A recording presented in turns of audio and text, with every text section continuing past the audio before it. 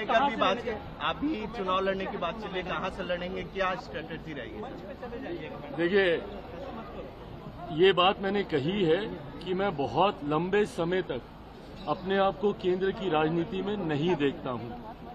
मेरा राजनीति में आने का कारण ही बिहार और बिहारी रहे हैं। ऐसे में मेरी इच्छा है कि मैं जिस सोच के साथ राजनीति में आया हूं, मेरा एक अपना विजन भी है, बिहार फर्स्ट, बिहारी फर्स्ट। ऐसे में मैं चाहता हूं कि मेरा राज्य बिहार विकसित राज्यों की श्रेणी में बराबरी पर आकर खड़ा हो, जो तीसरी बार का सांसद बनने के बाद मुझे एहसास हो रहा है कि दिल्ली में रह के शायद नहीं संभव होगा।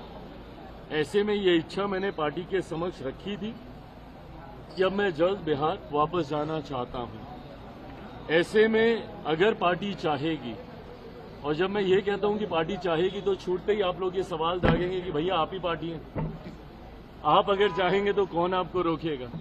हकीकत भी है, गलत नहीं है ये।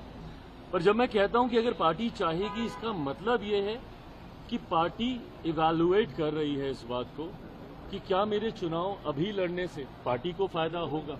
क्योंकि कई बार जब राष्ट्रीय स्तर के नेता प्रदेश का चुनाव लड़ते हैं तो चुनाव में भी आपको मजबूती मिलती है। भारतीय जनता पार्टी ने कई बार इसका प्रयोग किया है जब उन्होंने अपने सांसदों को चुनाव में उतारा, जिसका उनको स्थानीय स्तर पर विधानसभा के चुनाव में फायदा हुआ, और ये होता है।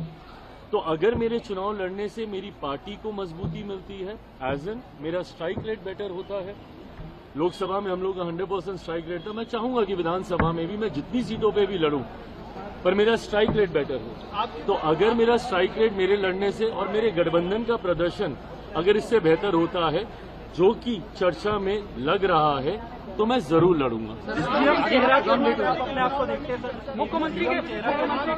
मुख्यमंत्री पद की बिहार विधानसभा चुनाव में मुख्यमंत्री पद की कोई वैकेंसी नहीं है। मौजूदा मुख्यमंत्री नीतीश कुमार जी ही चुनाव परिणामों के बाद प्रदेश के मुख्यमंत्री बने।